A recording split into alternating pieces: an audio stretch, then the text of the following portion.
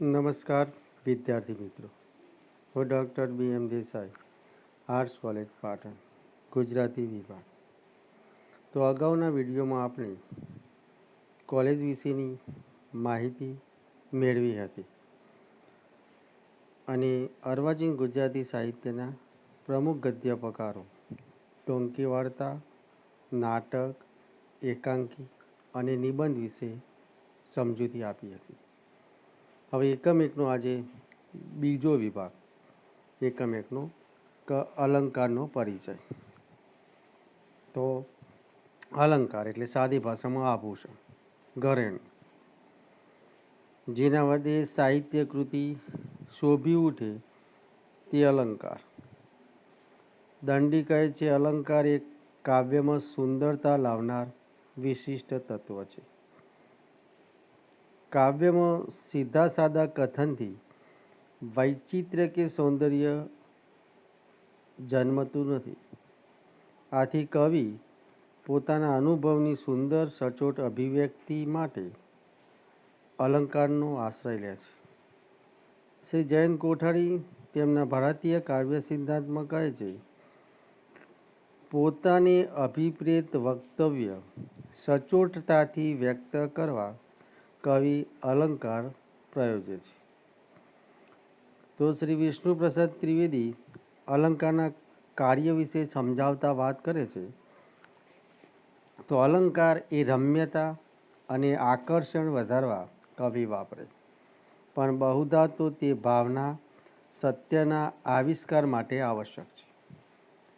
ટૂંકમાં અલંકાર કાવ્યમાં પ્રયોજાય છે ભાષાનું સામર્થ્ય વધારવા, સૌંદર્ય, આનંદનો પ્રગાઢ અનુભવ કરાવવા. સારી રીતે ઉપયોગમાં લીધેલા અલંકાર વક્રોક્તિ જેવો ચોટદાર અને ચમત્કૃતિપૂર્ણ થઈ શકે છે. અલંકારમાં મુખ્યત્વે બે પ્રકાર પડે છે, શબ્દાલંકાર અને અર્થાલંકાર. તમારા અહીંયા શબ્દ ઉપર આધારિત એક જ અલંકાર છે, વર્ણાનુપ્રાસ 10મો નંબર, બાકીના બીજા અર્થાલંકાર છે. તો શબ્દાલંકાર જે કેવળ શબ્દના આધારે રચાતા હોય. ગુજરાતીમાં મોટે ભાગે વર્ણાનુપ્રાસ, શબ્દાનુપ્રાસ કે અમક જેવા શબ્દાલંકાર સવિશેષ વપરાતા જોવા મળે છે. બીજો આવ્યો અર્થાલંકાર. તો અર્થાલંકારમાં વપરાય છે તો શબ્દ જ, પણ તેની ચમત્કૃતિનો આધાર શબ્દમાંથી નીકળતા અર્થ ઉપર આધારિત હોય છે. ઉપમા, રૂપક, ઉત્પ્રેક્ષા વગેરે અર્થાલંકારો છે. તો આપણે હવે અલંકાર વિશે માહિતી મેળવીશું. તો પહેલો આવશે અલંકાર ઉપમા.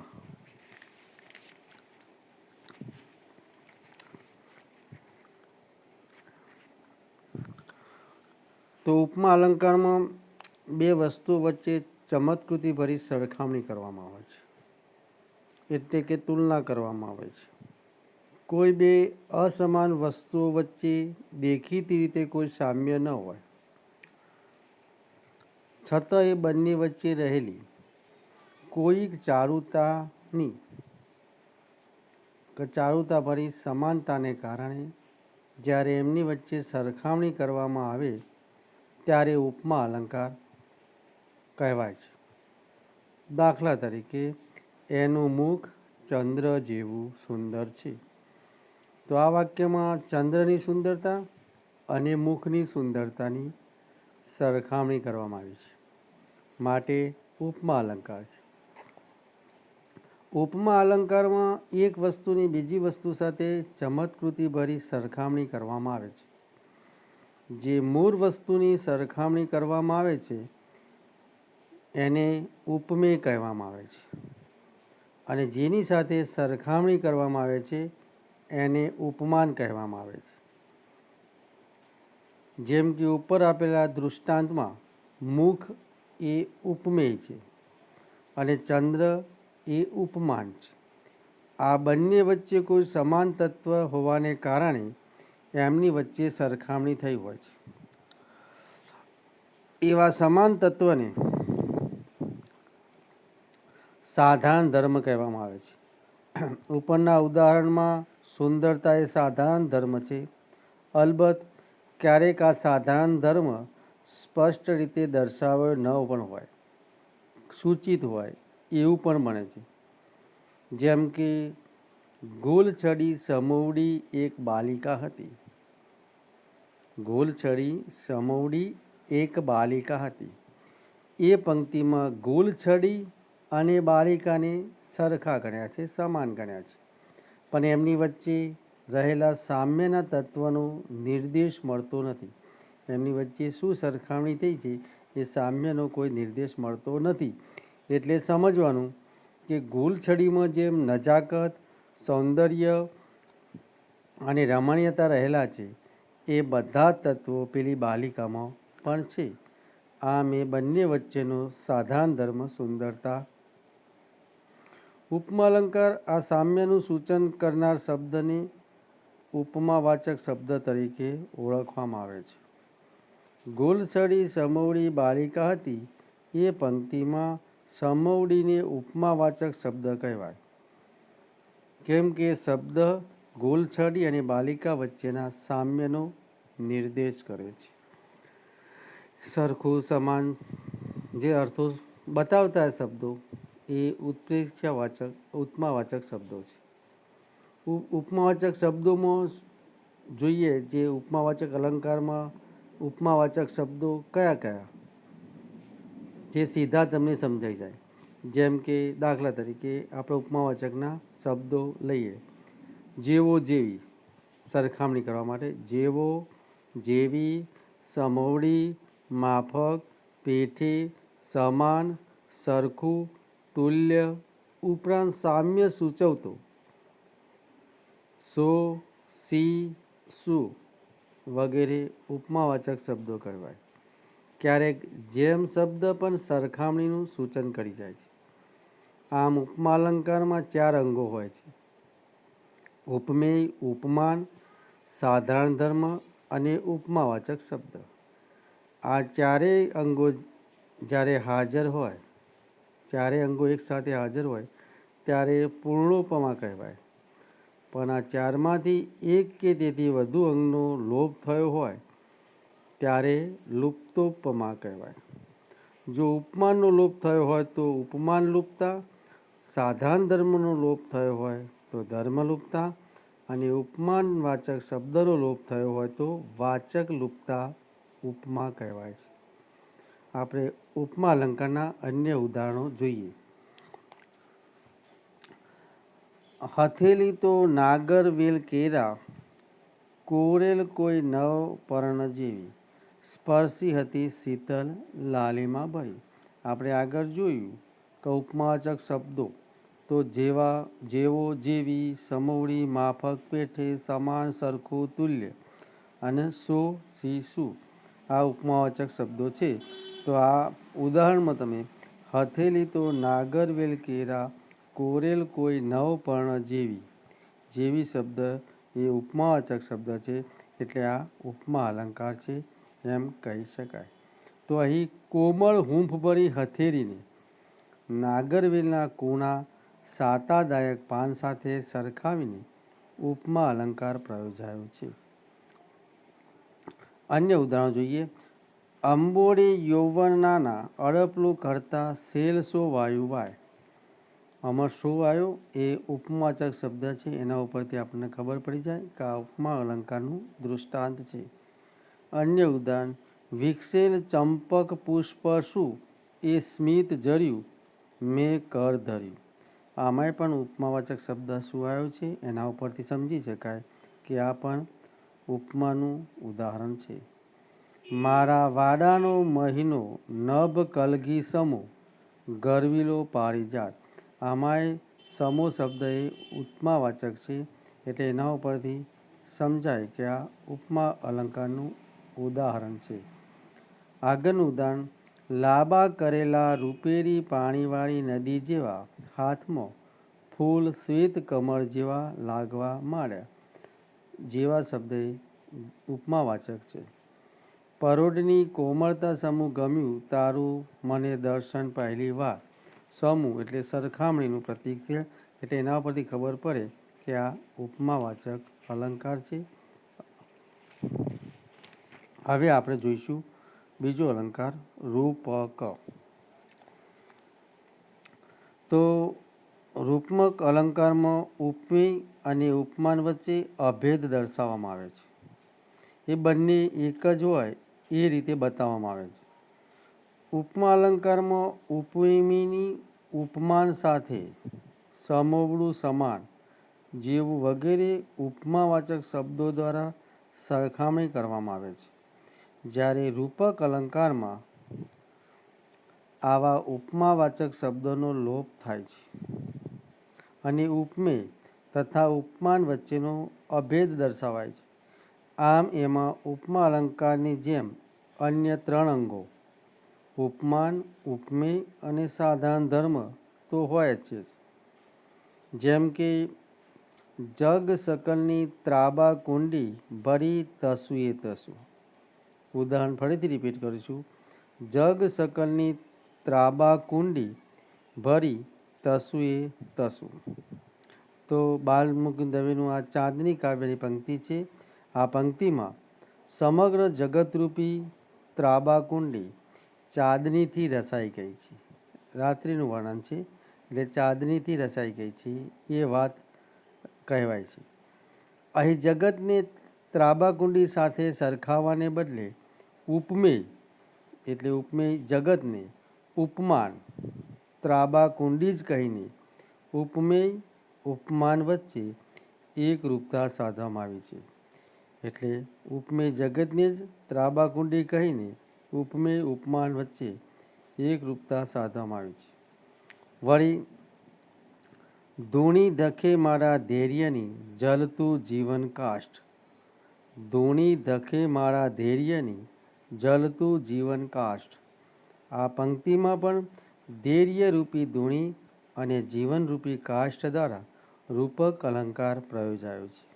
આપણે અન્ય ઉદાહરણો જોઈએ. જાંજાના જાજર પહેરી પધાર પિયા, કાનના કમાડ મારા ઢંઢોળી જા. બીજું ઉદાહરણ સંસાર સાગર ભર્યો વિષ અમૃતે આ. બીજું ઉદાહરણ યજ્ઞના અગ્નિ પંકેથી ખીલેલી તેજ પદ્મિની, સૃષ્ટિની દિવ્ય કો શોભા નમસ્તે દેવી દ્રૌપદી. તો આ રૂપક અલંકાર આપણે જોયું, કારણ કે એમાં ઉપમેય અને ઉપમાન વચ્ચે અભેદ દર્શાવવામાં આવ્યો છે. એટલે આ રૂપક આપણે અલંકાર જોયો. હવે આગળનો અલંકાર ઉત્પ્રેક્ષ અલંકાર જોઈશું. તો ઉત્પ્રેક્ષ અલંકારમાં જાણે શબ્દ બહુ મહત્વનો છે. મોસ્ટ ઓફ અલંકારો જાણે શબ્દથી જ ઓળખાતા હોય છે, એટલે સંભાવના બતાવવામાં આવી હોય છે. તો આપણે ઉત્પ્રેક્ષ અલંકારનું વિશે વાત કરીશું. તો ઉત્પ્રેક્ષ અલંકારમાં ઉપમેય ઉપમાન હોવાનો સંભવ દર્શાવવામાં આવે છે. એટલે કે ઉપમેય ઉપમાન હોવાની સંભાવના કે કલ્પના શકે, રખે, જાણે, શું, 4 શબ્દો બરાબર. શકે, રખે, જાણે, શું વગેરે ઉત્પ્રેક્ષાવાચક શબ્દો દ્વારા રજૂ કરવામાં આવે છે. જેમ કે ઉદાહરણ જોઈએ. હેમ કરશ ભરી લાવે પાણી, દાસીઓ જાણે ઇન્દ્રાણી. આ ઉત્પ્રેક્ષાનું ઉદાહરણ છે. એમાં શ્રી કૃષ્ણના મહેલની દાસીઓની વાત છે.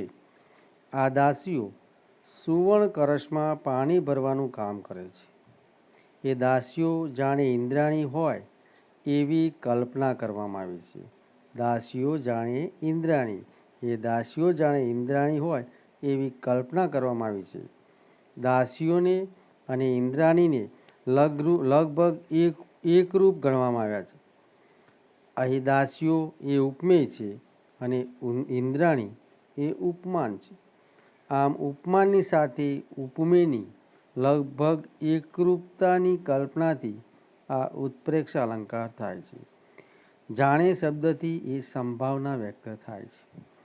આ અલંકારમાં તમે જાણે શબ્દ યાદ રાખજો. મોસ્ટ ઓફ જાણે શબ્દ આ અલંકારમાં વધુ વપરાતો હોય છે.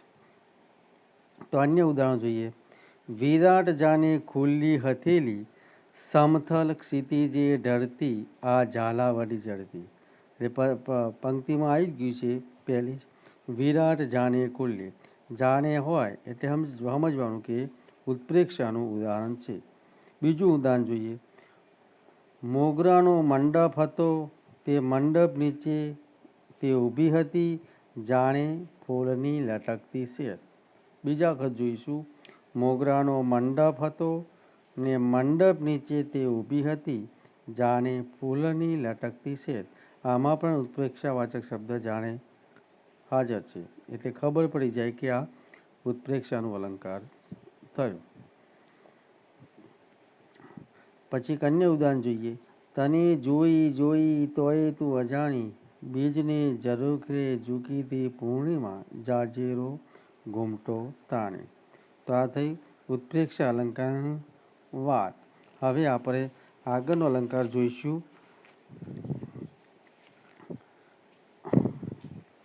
રૂપક, ઉત્પ્રેક્ષા અને ત્રણ અલંકારની વાત કરી. હવે આપણે દૃષ્ટાંત અલંકારની વાત કરીશું. દૃષ્ટાંત અલંકાર. તો આ અલંકારમાં એક વિધાન હોય છે અને એને સમર્થન આપવા માટે એક દૃષ્ટાંત ઉદાહરણ આપવામાં આવે છે. એક વિધાન હોય અને વિધાનને સમર્થન આપવા માટે એક દૃષ્ટાંત ઉદાહરણ આપવામાં આવે છે. દૃષ્ટાંતની સચોટતા અલંકારનો મહિમા વધારે છે. આપણે ઉદાહરણ જોઈએ કે પીરા પરણો ફરી નથી થતા, કોઈ કારેજ લીલા, ભાગ્યા હૈયા ફરી નથી થતા, કોઈ કારે રસીલા. પીરા પરણો ફરી નથી થતા, કોઈ કારેજ રસી લીલા, ભાગ્યા હૈયા ફરી નથી થતા, કોઈ કારે રસીલા. તો અહીં બીજી પંક્તિ એ ઉપમેય વાક્ય છે, બરાબર, અને પ્રથમ પંક્તિ એ ઉપમાન વાક્ય છે.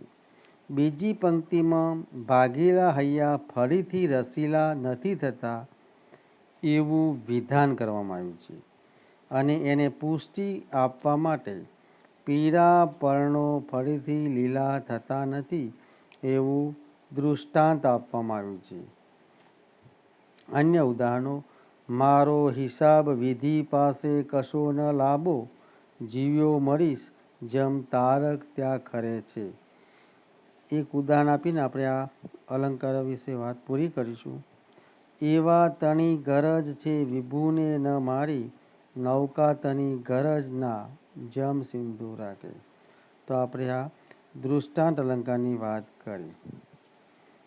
હવે આવશે આગળનો અલંકાર શ્લેષ. તો વાક્યમાં વપરાયેલા શ્લેષ અલંકારમાં વાક્યમાં વપરાયેલા એક શબ્દના એક કરતાં વધુ અર્થ થતા હોય અને એને કારણે આખા વાક્યમાં પણ એક કરતાં વધુ અર્થ થતા હોય ત્યારે શ્લેષ અલંકાર બને છે. બરાબર. શ્લેષ અલંકારમાં એક શબ્દના એક કરતાં વધુ અર્થો થતા હોય અથવા આખા વાક્યના એક કરતાં વધુ અર્થો થતા હોય ત્યારે શ્લેષ અલંકાર બને છે. શબ્દના એકથી વધુ અર્થ થવાથી ચારુતાભરી ચમત્કૃતિ આવે છે. દાખલા તરીકે, શ્રદ્ધા સર્વે રહી મારી, આશંકા સાથ જૈસ હું. શ્રદ્ધા સર્વે રહી મારી, આશંકા સાથ જૈસ હું. અહીં આશંકા શબ્દના બે અર્થ છે, શંકા અને બીજો છે ઋષિની પુત્રી. રાજાની શ્રદ્ધા સચવાય છે અને શંકા રહે છે. બરાબર. રાજાની શ્રદ્ધા સચવાય છે અને શંકા રહે છે, પણ રાજા દ્વારા ઉચ્ચારેલા આ શબ્દો ઋષિ પુત્રીના નામના અર્થમાં સમજે છે અને ચમત્કૃતિ સર્જાય છે. અન્ય ઉદાહરણો. જેને કલંક કડવું દધી તું ગણે છે, મીઠું બની અમ જગે રસ તે ભરે. તો અહીં મીઠું શબ્દના મધુર અને ખાવાનું ખારું મીઠું એવા બે અર્થ થાય છે. એક આપણે અન્ય ઉદાહરણ જોઈએ. દીવા નથી દરબારમાં છે અંધારું ઘોર. દીવા નથી દરબારમાં છે અંધારું ઘોર. તો એક છે દીવા, દીવા વગર દરબારમાં અંધારું છે. તો બીજું અહીંયા કયું ઉદાહરણ લેશો તમે? તો દીવા નથી, દીવાન મુનિમ એ ના હોય રાજાના દરબારમાં, તો એનાથી પણ વહીવટ થાય ને એટલે અંધારું રહે. તો આ આપણે શ્લેષ અલંકારની વાત કરી. હવે આપણે આગળનો અલંકાર જોઈશું.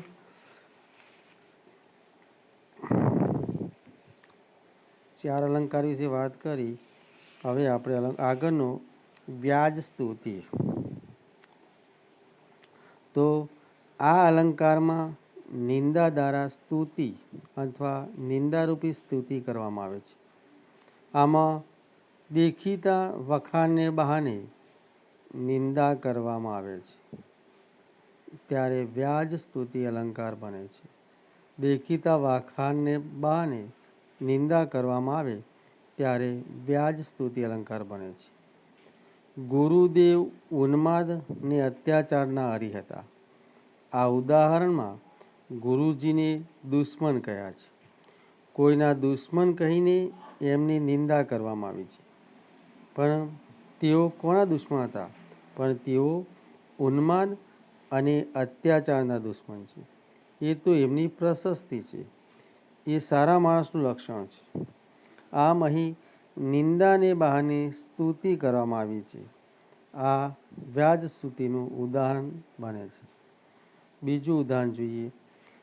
ઘણું વાકા બોલા સત્ય ભામારે, આસુ ફૂટડા મિત્ર સુદામારે. માહે, બીજું ઉદાહરણ જોઈએ. માહે માહે કહે નાગરે, મેં તો દીઠે દીઠા હરી. જુઓ સાત કેવો ફૂટડો, બાઈ પરમેશ્વર એને ટુકડો. કુંવર વહુનું ભાગ્યું દુઃખ, એવું કહીને મરડે મોહ. તો પહેલા ઉદાહરણ આપણે જોયું, એમાં શું ફૂટડા મિત્ર સુદામા એવું પંક્તિ છે. તો એ સુદામાને ફૂટડા સુંદર કહીને પ્રશંસા કરવામાં આવે છે એવું પ્રથમ દ્રષ્ટિએ લાગે. પણ એ ચિત્રે હાલ સુદામાની નિંદા જ એમાંથી સૂચિત થાય છે. બીજા ઉદાહરણમાં નરસિંહ મહેતાની પણ પ્રશંસા સાથે નિંદા અનુભવાય છે. હવે એનું એક ઉદાહરણ તમને આપીને આપણે આ વ્યાજ સ્તુતિ અલંકારની વાત પૂરી કરીશું. પ્રસિદ્ધ નારાયણ નામનો નર છે ચોર કોઈ, પૃથ્વી મહિયા અનેક જન્માર્જિત પાપ સંચયો, હરી લીએ સૌ સ્મૃતિ માત્રથી જ. તો આ વ્યાજ સ્તુતિ અલંકાર વિશેની વાત કરી. હવે આપણે આગળના અલંકારની વાત કરીશું, સજીવારોપણ. તો સજીવારોપણ અલંકારમાં નિચેતન વસ્તુ હોય, જળ, એમાં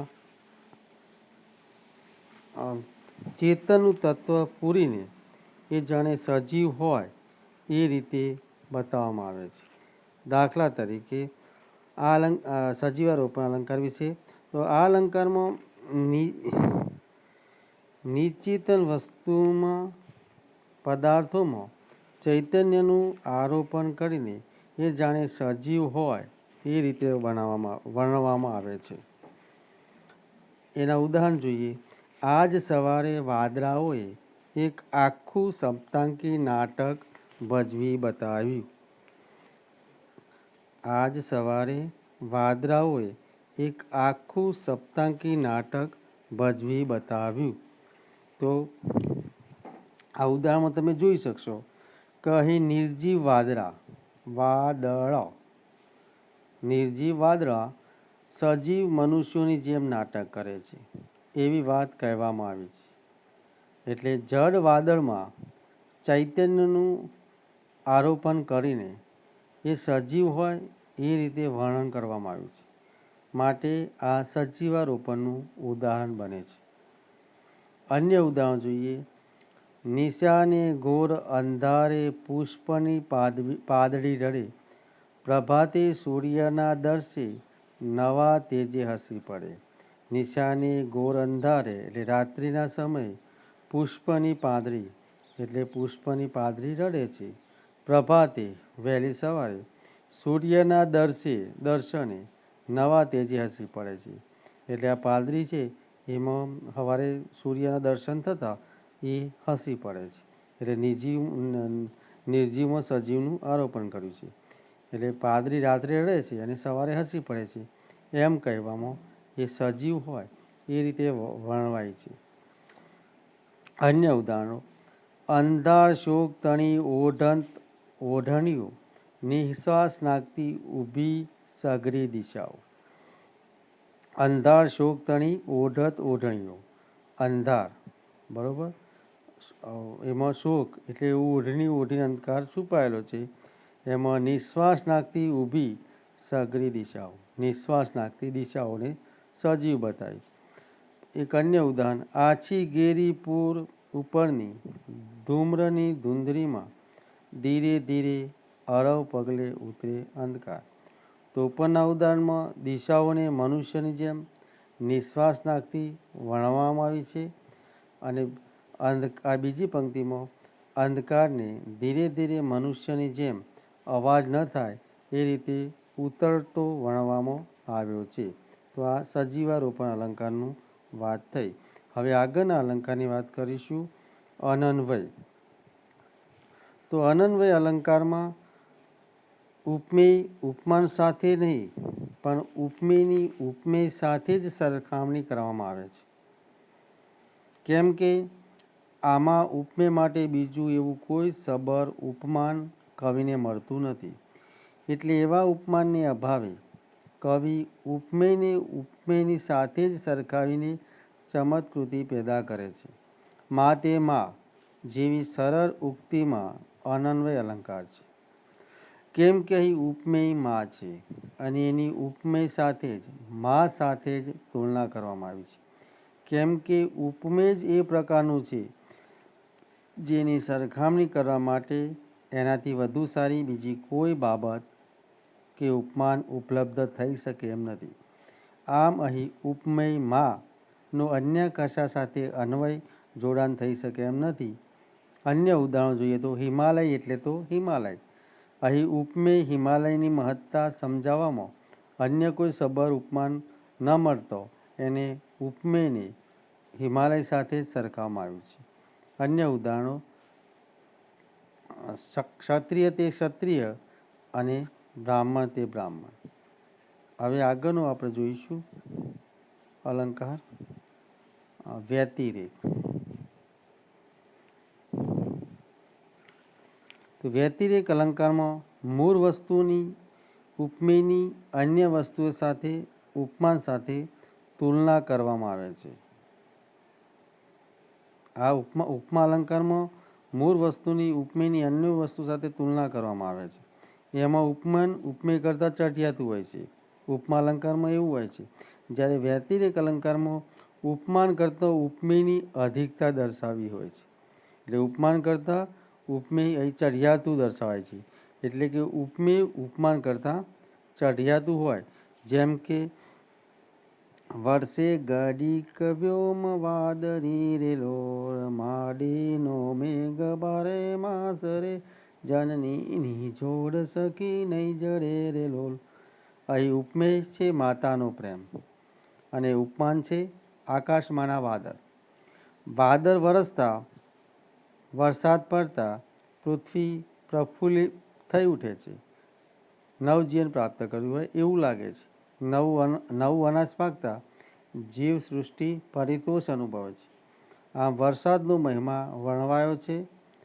પરંતુ માતાના પ્રેમની વર્ષાને કુદરતી વરસાદ કરતાં ચઢિયાતી ગણી છે. માતાના પ્રેમની વર્ષાને કુદરતી વરસાદના કરતો ચઢિયાતી ગણી છે. કેમ કે વરસાદ કેવળ ચોમાસામાં જ વરસે છે. એની નિયત સમય મર્યાદા છે, અવધિ છે. જ્યારે માતાનો પ્રેમ નિર્વિધ છે, એ બારે માસ એક ધારો વર્ષા કરે છે. એના અન્ય ઉદાહરણ જોઈએ. અડતો ચરણે જ બાપડો, શરમાતો ચરણોની લાલીથી. અડતો ચરણે જ બાપડો, શરમાતો ચરણોની લાલીથી. અહીં ઉપમાન અડતા કરતાં ઉપમેય ચરણોની લાલીને અધિક ચઢિયાતી બતાવવામાં આવી છે. હવે આપણે છેલ્લો તમારો વર્ણાનુપ્રાસ અલંકાર વિશે વાત કરીશું. આ પેલા અર્થાલંકારનો ભાગ હતો અને આ એક તમારે આ વર્ણાનુપ્રાસે શબ્દનો અર્થનો. તો વર્ણાનુપ્રાસ અલંકાર, તો આ વર્ણાનુપ્રાસમાં અલંકારમાં પંક્તિમાં એક જ વર્ણ એકથી વધુ વખત આવીને એક જ વર્ણ અક્ષર વધુ વખત આવીને રમણીયતા સર્જે ત્યારે એને વર્ણાનુપ્રાસ કે વર્ણસગાઈ અલંકાર કહેવામાં આવે છે. દાખલા તરીકે, ઝૂકી ઝાડના ઝૂંડની જાડી જાજી જાડી. ઝૂકી ઝાડના ઝૂંડની જાજી જાડી. એ પંક્તિમાં દલપતરામે આબુ પર્વતના દર્શને વનરાજીની સમગ્રતાને ગીચતાને સુંદર અભિવ્યક્તિ આપી છે. અહીં જ વર્ણને 5 વાર પ્રયોજીને કવિએ રમણીયતા પણ સિદ્ધ કરી છે. તો કવિ કાંતના સાગર અને શશી કાવ્યના જલધિ જલ ઉપર દામિની દમકતી, યામિની વોમસર માહી સરતી, કામિની કોકિલા કેલી કુંજન કરે, સાગરે ભાસતી ભવ્ય ભરતી. બરાબર, એ તમને આ અલંકારમાં ખબર પડી ગઈ છે.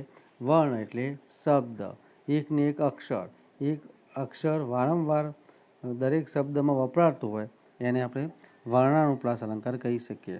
તો બીજામાં તમે ઉદાહરણ જોયું, જલધિ જલ દલ ઉપર દામિની દમકતી, યામિની વોમસર માહી સરતી, કામિની કોકિલા કેલી કુંજન કરી, સાગરે ભસતી ભવ્ય ભરતી. તો આ કાવ્યખંડમાં જલધિ જલ દલ ઉપર દામિની એટલે જ, પછી યામિની વોમસર સરતી દ, કામિની કોકિલા કેલી કુંજન કરતી અને સાગરે ભાસતી ભવ્ય ભરતી. એટલે જ, દ, ય, સ, ક અને ભ આદિ વર્ણો. બરાબર, એ વર્ણોનો વારે વારે થતો વિનિયોગ, વારે વારે થતો ઉપયોગ પ્રયોગ કાવ્ય સૌંદર્ય નિપજાવે છે અને કાવ્યની રમણીયતામાં વધારો કરે છે. તો વિદ્યાર્થી મિત્રો, આ આપણે અલંકારનો પરિચય મેળવ્યો.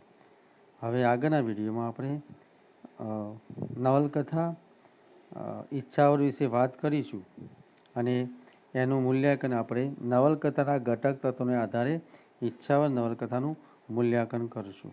Okay, thank you.